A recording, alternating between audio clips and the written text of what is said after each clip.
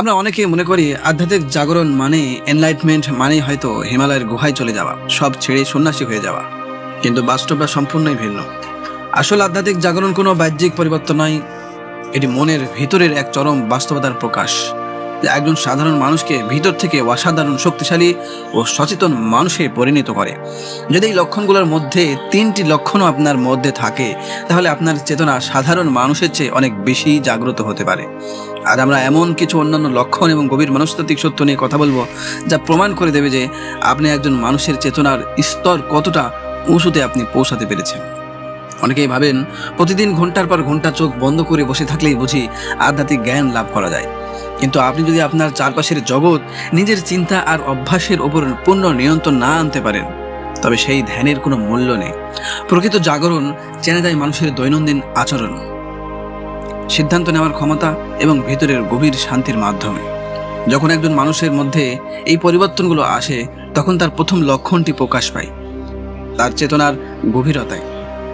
আমাদের শরীরে অসংখ্য চিন্তা বিন্দু বা এনার্জি সেন্টার রয়েছে।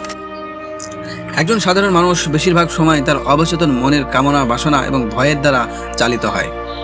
কিন্তু যার চেতনা জাগ্রত হয়েছে, তিনি খুব ভালো করেই জানেন তার চিন্তা কোনো বিন্দু থেকে তৈরি হচ্ছে। তিনি তার চারপাশের পরিস্থিতিকে কোনো রকম পক্ষপাত ছাড়া একদম নিরপেক্ষভাবে দেখতে পারেন। একেই বলে প্রকৃত সচেতনতা। এটি মানুষকে নিজের আবেগের উপর এক অদ্ভুত নিয়ন্ত্রণ এনে দেয়। এখানেই আসে এক দারুণ মনস্তাত্ত্বিক ভারসাম্য। জাগ্রত মানুষের মধ্যে যুক্তি এবং আবেগ, এই দুই উপাদানই চরম মাত্রায় সক্রিয় থাকে। যেখানে সাধারণ মানুষ একটা ছোট সমস্যা নিয়ে দিনের পর দিন চিন্তা করে সময় নষ্ট করে, সেখানে একজন চেতনার উচ্চ স্তরে থাকা মানুষ নিমেষেই তার লজিক্যাল মাইন্ড ব্যবহার করে সমাধান বের করে ফেলেন। আবার একই সাথে তার মন সবার জন্য গভীর ভালোবাসা ও মমতায় পূর্ণ থাকে। তিনি সমাজের ভিড় থেকেও সম্পূর্ণ আলাদা এবং অনন্য হয়ে ওঠেন।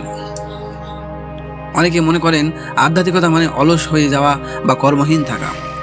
আসলে কিন্তু তা নয়। জাগ্রত চেতনার মানুষেরা প্রতিটি কাজ অত্যন্ত অর্থপূর্ণভাবে করেন। তারা শুধু ততটুকু বলেন যতটুকু বলা আবশ্যক। অপ্রয়োজনীয় আড্ডা বা সস্তা আকর্ষণ থেকে তারা নিজেদের দূরে রাখেন। সংসারের সব দায়িত্ব পালন করেও তারা ভিতরের দিক থেকে সম্পূর্ণ অনাসক্ত থাকেন। কোনো অভ্যাস বা আসক্তি তাদের উপর ভর করতে পারে না। তারা প্রতিটি কর্ম করেন কিন্তু ফলের আশা করে না। যারা ফলে কোনো বিষণ্ণতা বা মানসিক চাপ তাদের স্পর্শ করে না।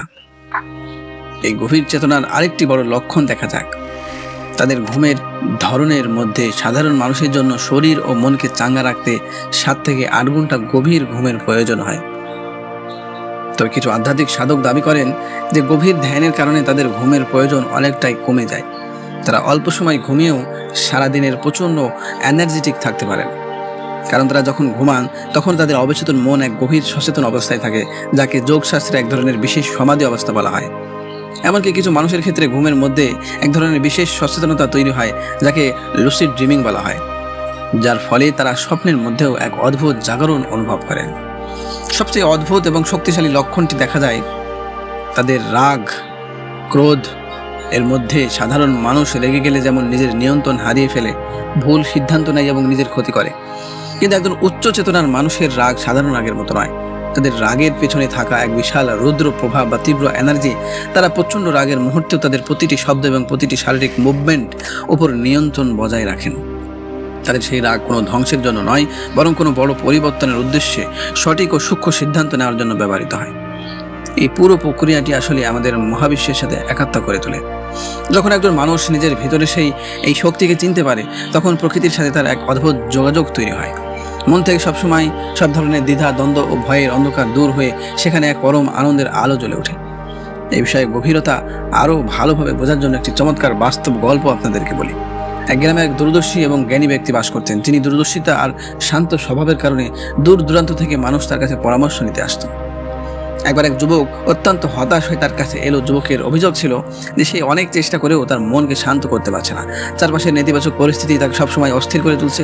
সে জগৎকে বদলাতে চায় কিন্তু পারছে না। জ্ঞানী ব্যক্তিটি যুবকের কথা মন দিয়ে শুনলেন, তারপর তাকে সাথে নিয়ে একটি অন্ধকার ঘরের সামনে গেলেন। ঘরটির ভিতরে কিছুই দেখা যাচ্ছিল না। তিনি যুবককে বললেন, তুমি এই ঘরের ভিতরের অন্ধকারে লাঠি দিয়ে পিটিয়ে বের করে দাও, অন্ধকারটাকে লাঠি দিয়ে পিটিয়ে বের করে দাও। যুবকটি অবাক হয়ে কিছুক্ষণ চেষ্টা করলো, কিন্তু অন্ধকার কি আর লাঠি দিয়ে তাড়ানো যায়? সে ক্লান্ত হয়ে বলল, এটা অসম্ভব।